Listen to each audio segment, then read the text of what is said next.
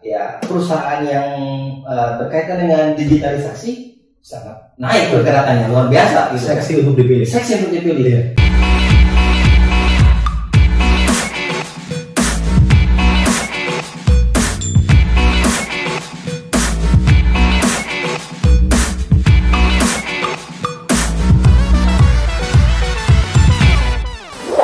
Hari ini gua senang banget kedatangan tamu spesial yang istimewa sekali. Wah, istimewa sekali ya. Susah untuk diundang karena jadwalnya sangat-sangat padat sekali. Beliau merupakan seorang sahabat lama, seorang entrepreneur, seorang investor, dan yang paling penting adalah beliau seorang brand aktivis Indonesia. Siapa lagi kalau bukan Samsul Anang. Mungkin teman-teman nggak tahu ya, Samsul Anang lebih dikenal dengan namanya Kang Anang. Apa kabar, bro? Alhamdulillah. Iya sih. Iya kan? Karena nickname di luar kan selama ini kan panggilnya Kang Anang ya. Jadi posisinya di Kang Anang ya. Iya. Padahal nama lu kan Samsul Anang. Kenapa nggak pede? Kenapa itu? Oh, bukan nggak pede, justru itu apresiasi buat gua. Apresiasi. Iya. Karena teman-teman manggilnya sudah Kang Anang brand pertama, kemudian justru melekat lama-lama dan akhirnya ya sudahlah, pakai itu aja. Pakai itu aja. Alhamdulillah ya. Lebih gampang udah diingat gitu. Oke, tahun 2022 kira-kira sibuknya apa nih? 2022 iya. Masih karena aktivitas sehari juga memang seorang pelaku kuliner. Gitu nih. Halo, cek. Emang sebagai pelaku kuliner, jadi selama ini juga fokusnya pengen develop ke situ. Jadi 2022 tantangannya adalah fokus bagaimana mengembangkan satu. Insya Allah April nanti usaha yang kita jalanin usianya masuk ke 5 tahun dan pasti challenge-nya juga makin dinamis di luar sana. Oke, tadi saya menyebutkan beliau merupakan seorang brand aktivis ya. Brand aktivis kira-kira apa sih seorang brand aktivis itu yang perlu disampaikan ke teman-teman? Visi misinya nih kira-kira. Jadi secara singkatnya, brand aktivis itu kami melakukan aktivitas yang berbagi dengan banyak entitas komunitas. Kemudian kami sendiri sebenarnya mungkin awalnya ingin membantu dan kontribusi dengan teman-teman UKM. Sharing ya? Betul. Tapi makin hari entitas kami yang saat ini sudah legal di mata hukum, kami makin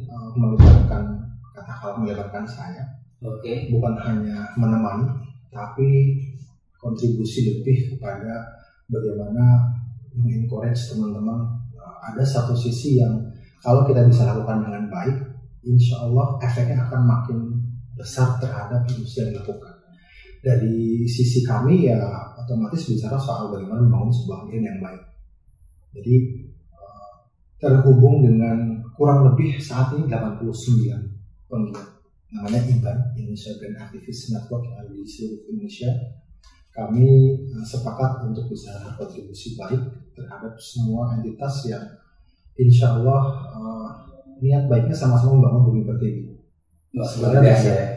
Jadi di dalam entitas IBAN sendiri, heterogenitas kami justru menjadi sebuah hal yang unik sekali. Karena masing-masing punya capability yang berbeda, tapi justru malah saling melengkapi di situ. Ada yang ahli dengan katakanlah membangun desa. Saat ini sedang diaktifkan itu ada namanya Desa Gamelan. Kemudian ada juga kalau mungkin yang mendengar dan melihat podcast ini, ada Neval Panjava yang di Magelang. Itu salah satunya aktivitas dari penggiat IBAN juga, dan masih beberapa program lain yang masih dijalankan. Ya, oke. Jadi Kang Anang ini juga merupakan salah satu seorang murid dari sosok Pak Bi ya. Halo Pak Bi. Pak Subiarto juga murid dari Pak Budi Isman, juga dengan siapa lagi? Ada beberapa guru dengan Mas Dodi juga ya, saya hormati dan juga tinggi. Jadi memang derivatif dari beliau-beliau yang sudah sangat concern di posisi branding ya, posisi. Jadi semua lini lah ya, artinya brand ini memasukin dari semua sektor lah ya. Iya, itulah salah satu keuntungannya. Iya. Karena kita bicara brand bisa masuk ke semua katakanlah lintas sektor gitu. Tidak harus satu komunitas tertentu, justru bisa semua lintas industri bisa kita jadikan teman. Itu salah satu keuntungan kita bicara soal membangun brand. Kalau tantangannya sendiri Kang untuk di tahun 2022 ini kira-kira seperti apa? Mungkin lebih kepada masih sisi mindset teman-teman. Mindset lah ya. Termasuk saya juga kenapa saya bicara soal, kalau saya mengenalkan diri ke teman-teman biasanya saya adalah seorang yang penggiat belajar dan saya selalu mengedepankan bagaimana kita menginvestasikan sisi lain, katakanlah apa yang bisa kita miliki ke investasi soal kepengetahuan. Jadi keilmuan itu diperlukan bagaimana kita mengupdate diri dan adjustment terhadap perubahan-perubahan yang saat ini sudah sangat signifikan perubahan. Luar biasa. Jadi kalau kita hanya melakukan dan percaya dan katakanlah aktivitasnya itu saja dengan cara yang lama, jangan berharap dengan hasil yang baru gitu. Karena perubahan saat ini dari sisi teknologi dan informasi sudah sangat cepat. Jadi kita yang harus dituntut bisa agile mengikuti perubahan-perubahan. Oke, jadi sudah di era web 3.0 dan marketing 4.0. Iya, kurang lebih begitu sih. Bahasa kerennya. Mungkin terlalu keren. Gitu. Oke, buat teman-teman mungkin kalau yang masih bingung apa sih marketing 4.0 atau 4.0 ya. Oke, sedikit saya jelaskan kalau dari marketing 1.0 itu mungkin para entrepreneur itu lebih fokus kepada produknya saja, lebih kurang begitu ya. Produk sebagai hero-nya. Produk sebagai hero tanpa memperhatikan konsumennya. Kemudian bergeser lagi ke marketing 2.0 atau marketing 2.0 itu dia sudah merambah ke konsumen. Namun konsumen di sini masih pasif sih sifatnya ya, belum mendalami terlalu intens. Kemudian marketing 3.0 itu sudah mensinergiskan antara produk kebutuhan dengan untuk menjawab atau memberikan solusi bagi si kebutuhan konsumen. Nah, disempurnakan lagi di marketing 4.0 ini yang mana memang para penggiat atau para entrepreneur itu lebih fokus menjalin sebuah hubungan atau engagement di dalamnya ya, marketing 4.0 yang tentu saja ini membutuhkan big data analisa, lebih kurang seperti itu. Kira-kira apa saja sih Kang yang dibutuhkan dalam sebuah big data analisa ini? Bagi teman-teman UKM yang kurang lebih 5 tahunan saya ketemu dengan mereka di beberapa tempat. Salah satu yang terbesar memang challenge-nya ada pada soal poin collect data. Bahkan dirinya sendiri tidak tahu bahwa let's say jualannya apa, kemudian menghasilkan berapa, data itu kadang-kadang tidak ada. Bukan hanya miss, tapi tidak ada. Jadi tahu cuma duit masuk, lacinya penuh, kemudian perut hangat dan sebagainya. Tapi sisi data itu masih menjadi hal yang bisa jadi disepelekan selama. Dan ini sangat disayangkan sekali. Ketika perjalanan saya membangun industri yang kuliner saat ini juga di awal saya coba mengencourage teman-teman bahwa data itu penting.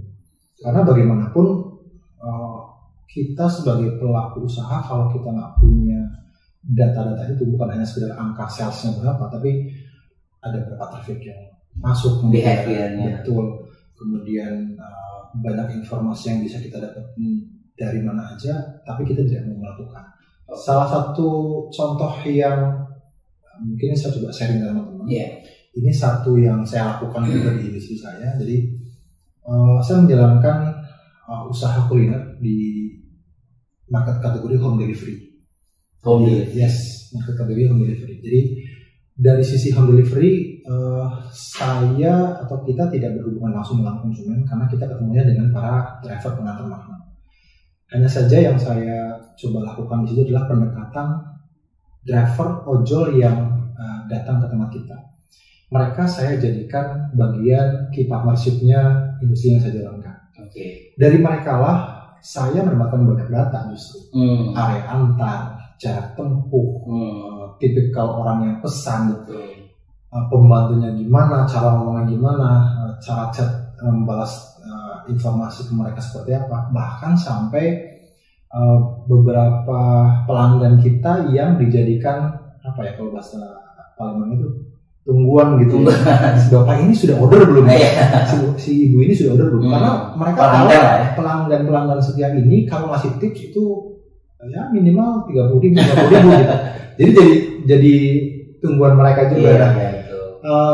Mungkin sisi ini tidak banyak dilakukan teman-teman yang selama ini hanya menganggap driver ojol itu hanya orang yang mengantarkan makanan saja. Betul, disepelekan. Betul. Padahal dari situ kita bisa collect data juga. Ini yang bisa kita lakukan. Besar juga. Dan itu sangat valid gitu. Karena mereka yang langsung ketemu, melihat rumahnya, bahkan mereka karena di tempat kita kan mungkin 3 bulan atau 4 bulan sekali, saya seringkali ngajak mereka ngeteh atau ngopi. Betul. Sekedar ngajak obrolan itu kemudian terbuka diskusi yang data-data itu mulai muncul. Jadi kayak kan rumahnya tuh seperti ini. Jadi kita udah bisa ngebayangin gitu behavior asetnya seperti apa, perilakunya seperti apa. Itulah. Oh iya, memang tipikal buyer personanya kita ada di situ. Jadi apa yang mau kita lakukan untuk memaksimalkan layanan, kita bisa tergambar jauh lebih jelas gitu. Karena validasinya justru dari mereka kalau di sini kita. Jadi teman-teman driver ojol ini sudah menjadi partner inceran lah. Buat kami ya, partnership yang benar dimasukkan ke situ. Buat teman-teman yang berbisnis juga yang mengandalkan jasa pengiriman yang melalui online, jangan disepelekan aja. Kalau bisa begitu sih, jangan disepelekan. Jangan disepelekan. Iya, dari mereka kita banyak dapat data. Oke, mengungkap sisi lain dari seorang Kang Anan, beliau juga merupakan seorang investor di pasar modal ya, khususnya di saham. Mungkin teman-teman banyak yang belum tahu juga. Mungkin kita dulu ya juga sebagai berkarir atau profesional di bidang yang sama ya kan ya, di seorang broker finansial juga. Artinya setelah beliau juga telah melebarkan sayapnya di dunia entrepreneur dan sukses sudah menjadi seorang brand aktivis, dan sekarang beliau juga sudah fokus untuk mengolahkan asetnya ke dalam dunia pasar modal atau di saham. Pertanyaannya, kenapa sih kan milih saham? Kembali ke keputusan masing-masing. Iya, karena kita kan punya banyak tipikal yang nyaman di industri apa, kemudian dengan cara apa, kita masing-masing punya kelebihan. Saya pikir saya melihat bahwa saya punya pengalaman di situ.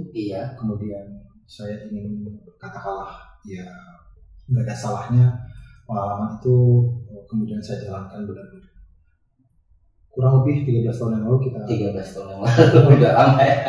Kemudian teman-teman saya jadi ngasih bocoran. Saya dulu ngedoktrin dia masuk ke dunia trading gitu ya. 2006 ya. Betul, 2007 itu masih Hang Seng. Kita kenal di Hang Seng dan Kospi ya. Sampai ke harga tertingginya Hang Seng dan kemudian ketemu dengan portofolio yang lain. Tapi kembali lagi ke tadi, kenapa memilih saham, karena memang di situ kan mungkin satu tipe investasi yang secara volatile-nya tidak terlalu bikin kita deg-deg gitu ya. Berbeda dengan yang dulu kita pernah jalani, itu deg-degnya lumayan gede gitu. Dan kita kan pengen dapat cuan tapi malah nggak bisa tidur gitu. Itu tapi ternyata ada instrumen lain yang bisa kita pilih di mana ya udah pasti sih akan mencocokkan dengan kemampuan cara pandang masing-masing dan keilmuan masing-masing. Nah itu dia yang pada akhirnya memutuskan kayaknya kalau di pasar saham dengan tipikal yang begitu lebih santai lah. Aktivitas yang saat ini saya jalani kayaknya bisa lebih santai. Artinya fokusnya masih bisa dijalankan.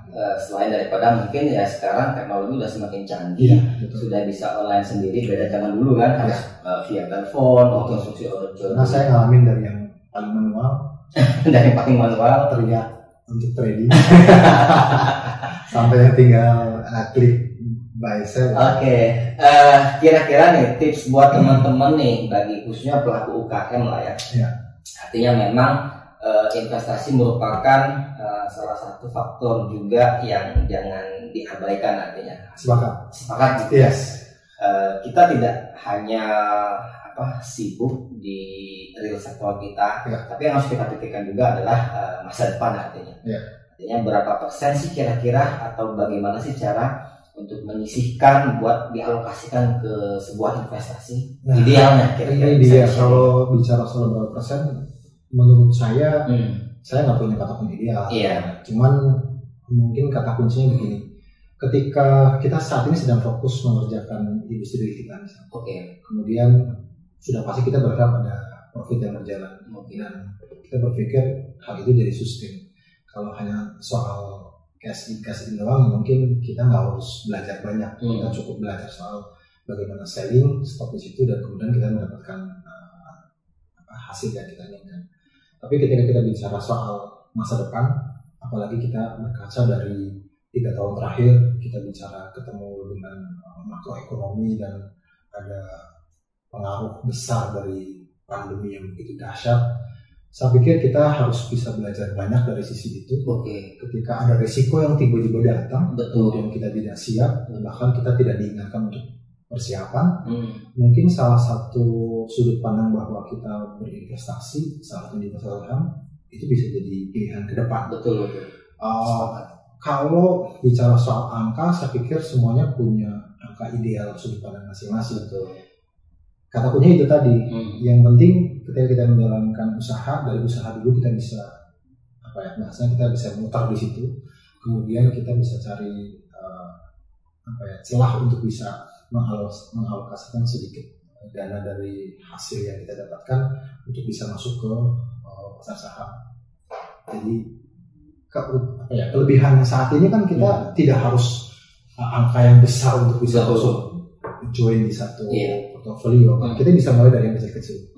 Bahkan ketika masuk dengan yang kecil, kemudian akun kita bisa bertambah. Ketika ada profit, mungkin next 2 bulan 3 bulan ke depan kita bisa masukin itu ke akun yang sama dengan portofolio yang sama. Karena harapannya kan portofolio yang kita pilih kan bisa berkembang, ada growth yang bisa berjalan. Ya itu kembali lagi ke keputusan dan kemampuan kita dalam memutuskan sesuatu. Tapi jangan lupa diimbangi dengan kita mau belajar. Ya, mungkin bahasa dari Kang Anang tadi adalah relate. Tadi beliau sempat menyentuh kata makro lah ya. Makro ekonomi, dan beliau juga seorang beraktivis. Artinya memang di industri pasar modal sangat erat sekali kaitannya dengan industri sektor apapun lah ya yang kita jalanin artinya. Jadi ketika berbicara pasar modal, kita sudah berbicara soal mindset tentu saja di sini, ya kan? Artinya memang ketika teman-teman mungkin yang sudah langsung terjun di dunia pasar modal, dengan otomatis wawasan pun semakin bertambah ya. Karena mau tidak mau dia kan atau kita kan ingin mengetahui lah ya. Satu mengetahui, yang kedua yang lebih besar adalah bagaimana caranya kita mengembangkan apa yang sudah kita miliki dengan cara-cara yang benar. Karena kan kita nggak bisa cuma cap-cip-cup tebakan kemudian kita melakukan action. Itu tadi sebisa mungkin diimbangi dengan bagaimana kita update, belajar, kemudian ketemu dengan ekosistem yang membangun gitu. Karena jangan sampai katakanlah sudah masuk di portofolio tertentu kemudian kita menganggap bahwa sudahlah tinggal ngomong-ngomong, nggak bisa gitu juga gitu. Kita tetap harus ada. Kalau disinggungkan dengan masalah brand lah ya, artinya kalau saya melihat di sini di setiap emiten saham yang ada itu memiliki sebuah brand value. Artinya kita kan sebagai investor saham yang tidak secara langsung bersentuhan, namun kita melihat sebuah sisi nilai di sana, sisi value tersendiri. Artinya terlepas mungkin dari teman-teman yang kurang melihat atau kurang memahami tentang laporan keuangannya, tapi kira-kira perusahaan ini menarik deh, eye catching deh, kira-kira kan seperti itu kan. Mungkin sektor sekarang lebih kepada digital bank, ya kan? Salah satunya digital bank yang mungkin ya teman-teman pun belum tahu nih seperti apa, tapi yang jelas kan era sekarang era digital, yang kemudian mungkin yang menyebabkan ya perusahaan yang berkaitan dengan digitalisasi sangat naik pergerakannya, luar biasa gitu. Seksi untuk dipilih. Nah ini kan nggak bisa dihitung dengan angka nih sebenarnya, benar kan? Mungkin inilah sisi brand yang tadi yang mungkin kangen bicarakan, sisi lain gitu kan. ada added value-nya di dalam itu. Sudah pasti iya. Iya. Karena bagaimanapun ketika industri yang tadi disebutin dalam berkaitan dengan digitalisasi dan itu menjadi seksi, sebelum menjadi seksi mereka pasti sudah memikirkan banyak hal. Entah itu fitur produknya sampai ke benefit sampai dengan value yang ingin dihadirkan kepada market audiensnya, sehingga mereka merasa ketika membeli itu mirroringnya dekat. Oh ini suatu produk yang sesuai dengan apa yang kita inginkan, atau ini produk yang sesuai dengan ideologi yang saya miliki dan lain sebagainya. Karena saya yakin mereka juga memutuskan melahirkan industri itu dengan banyak sekali aktivitas gitu. Bukan hanya sekedar beda kemudian dilahirkan, tapi saya pikir di belakangnya ada alur kegiatan yang sangat panjang sebelum ke situ, dan itulah yang mungkin teman-teman bisa pelajari, dan saya juga masih belajar di situ bagaimana caranya sebuah produk itu ketika lahir bisa terlihat impresif dan menarik sekali untuk bisa kita pilih, dan akhirnya lambat laun kita mencoba mendekat dan at least mencoba itu bisa jadi langsung transaksi atau mencoba mencari tahu dari teman-teman yang ada di lingkungan. Karena berkaitan dengan informasi yang tadi kita diskusi soal marketing 4.0, bahasa kerennya begitu, nanti teman-teman bisa setting sendiri. Fokusnya memang saat ini kita bicara soal bagaimana kita memuaskan pelanggan. Nah, ketika bicara soal memuaskan pelanggan, pasti banyak data yang harus kita bisa collect, karena nggak bisa melihat dari dua sudut pandang saja. Nah, isu besarnya saat ini memang ketika bicara soal marketing 4.0, kelebihan sisi lain sebagai UKM di daerah adalah kita saat ini justru didorong oleh kemampuan desentralisasi. Masing-masing daerah bisa melahirkan produk-produk yang tidak kalah hebatnya dengan katakanlah sudut pandang regional atau nasional. Di daerah pun kita sudah bisa berkarya jauh lebih besar dan kesempatannya hampir bisa sama. Karena ketika bicara marketing 4.0, justru kita informasinya tidak sentral ke satu sudut pandang, katakanlah artis yang ternama atau tokoh yang warawiri di TV dan bisa lihat atau di media. Justru teman-teman terdekat yang menjadi influence kita yang bisa memberikan pengaruh, dan yang terpenting adalah produk kita bisa direkomendasikan atau tidak. Karena saat ini rating, review, rekomendasi itu sangat penting di era marketing 4.0. Jadi tadi sempat disinggung tuh kalau bicara soal marketing 1.0, ya memang produk menjadi hero. Yang punya kekuatan bicara soal fitur, mungkin audiens bisa diarahkan gitu. Kalau sekarang ya everybody is media ya. Betul. Semua orang bisa jadi fotografer, semua orang bisa jadi netizen yang baik dan yang tidak baik dan sebagainya gitu. Jadi dinamis sekali, tapi fokusnya ke situ. Jadi kembali lagi soal dinamika yang ada, ya saya pikir kita sebagai pelaku usaha memang dituntut untuk adjustment prosesnya bisa jauh lebih baik. 2022 tantangannya bisa jadi lebih besar. Pasti. Mudah-mudahan, dan kita berharap semuanya sisi ekonomi bisa jauh lebih baik, bisa lebih stabil. Tapi di sisi lain, kalau kita tidak mempersiapkan jauh-jauh hari dan kita baru mau mulai untuk persiapan, saya pikir itu satu kesalahan dan kecolongan gitu loh. Karena yang lain sudah prepare dan kita baru mau mulai mempersiapkan dari mana-mana. Ketinggalan. Ya mungkin terlihat juga lah ya, artinya indeks harga saham gabungan sekarang mengalami kenaikan justru tidak daripada saham-saham yang konvensional, Kang. Situ kita lihat. Menariknya di sini. Bahkan katakan pemain baru lah yang menggerakkan. Artinya emiten-emiten baru ini yang baru muncul di bursa efek itu menjadi dominan dipilih bagi seorang investor. Ya. Dari informasi dari Pak Hari kemarin, itu di 2021 kemarin itu lebih dari 50 perusahaan baru yang masuk ke bursa efek. Jadi itu salah satu yang menggerakkan indeks harga saham gabungan kita. Nah, kemana sih saham-saham yang notabene mempunyai valuasi yang besar, yang sudah malang melintang masuk di dunia pasar modal, justru dikalahkan dengan startup baru. Artinya kan di sini jelas sekali gitu, peluang atau kesempatan daripada industri-industri baru yang berkembang itu justru menjadi daya tarik sendiri di dunia pasar modal. Nah, ini pun mungkin menjadi salah satu hal yang paling menarik. Semakin banyak pilihan di pasar modal itu sendiri yang relate dengan kondisi sekarang ini, kan kita bisa melihat kira-kira sektor bisnis mana yang mau kita ambil, yang tanpa harus kita terjun langsung ke sana dengan sudah adanya sistem yang bagus, tinggal dijalankan saja, dan kita tidak salahnya untuk memilih perusahaan itu tentu saja. Iya.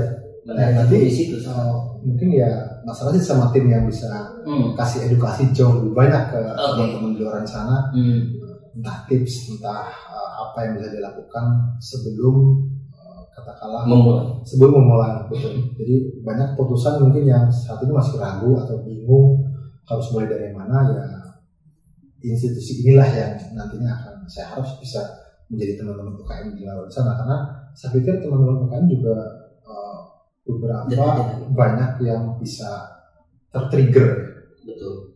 Ini profit mana kan gitu ya. Selain ya katakanlah diri industrinya berjalan, kemudian ada aset investasi lain yang kepengen digerakkan juga. Nah, industri inilah yang saya harapkan bisa menjadi teman-teman bicara di luar sana. Mendekat dengan UMKM itu buat saya mengasihkan selalu. Saya juga belajar dari mereka, bagaimana mengembangkan struggle-nya mereka, kemudian semangatnya itu terutama membuat saya juga jadi lebih kita bisa mengembangkan usaha yang kita jalankan, punya kesempatan yang sama untuk bisa besar sebenarnya. Hanya kita memang perlu proses adaptasi, kemudian belajar yang lebih, ya kalau bahasa sekolahnya belajar lebih giat gitu. Karena itu perubahan makin hari makin dinamisnya luar biasa. Dan tidak menutup kemungkinan industri UKM yang sekarang kita lihat kecil, siapa tahu bisa nanti melantai di bursa juga. Ya, teman-teman kita sudah banyak yang menuju ke sana. Kalau Pak Budi Isman menanyakan mimpi lo apa sih? Kalau mimpinya hanya kecil ya enggak. Pak Budi lagi nggak nomor. Ya kan? Seperti itu kan? Betul. Ya kalau tidak dari sekarang ya kapan lagi tentu saja. Seperti itu. Dan Pak Budi adalah salah satu guru dan mentor favorit saya yang selalu mendorong kita untuk bisa punya visi yang besar ya. Jangan nanggung karena prosesnya akan sama gitu. Mimpinya ya, toh gratis karena gratis. Tinggal kita bagaimana membangun dengan baik. Prosesnya harus ke sana. Oke, Kang, nggak terasa ya waktu udah bilang. Kira-kira ada pesan dan kesan terakhir buat teman-teman di luar sana? Ya, mungkin sekedar mengingatkan saya, saya mengingatkan diri saya juga dan teman-teman yang saat ini menikmati podcastnya dari Pans Palembang. Ketika membangun sebuah brand, mungkin teman-teman masih melihat itu menjadi sebuah hal yang sulit. Tapi sisi lain adalah meskipun sulit bukan hal yang tidak mungkin atau misalnya impossible untuk dilakukan. Dan saja memang kita sekali lagi butuh update keilmuan untuk bisa mensejajarkan kebutuhan dan keilmuan kita di situ, sehingga kita mampu melakukan aktivitas yang lebih baik dan lebih efisien. Nah, ketika kita bicara soal masa depan, saya yakin teman-teman yang saat ini sedang menikmati podcast ini punya visi yang sama, ingin sustain, ingin jangka panjang. Kata kuncinya itu. Iya. Ketika kita bicara soal keinginan untuk sustainable, maka kita harus bisa mendekat dan mencari keilmuan bagaimana caranya membuat industri kita lebih sustain. Nah, kalau kita bicara soal sustain, branding kita kuat, punya equity yang baik, punya evaluasi yang positif, saya rasa logikanya secara sales dan profitnya juga akan berpengaruh ke situ. Nah, dari situlah kita bisa mulai memikirkan dengan sehat berapa sih angkanya yang mau kita kesampingkan untuk investasi. Mungkin itu saja sih yang pengen saya yakin teman-teman juga selama ini sudah mulai bergerak ke arah sana. Hanya ayo kita jauh lebih giat lagi. Oke, aja. Iya. Thank you Kang Anan. Sobat Pans, mungkin sekian dulu podcast sekarang. Jangan lupa subscribe, like, dan di-share YouTube dari Pans Palembang. Pans Palembang. Like dan subscribe. Assalamualaikum.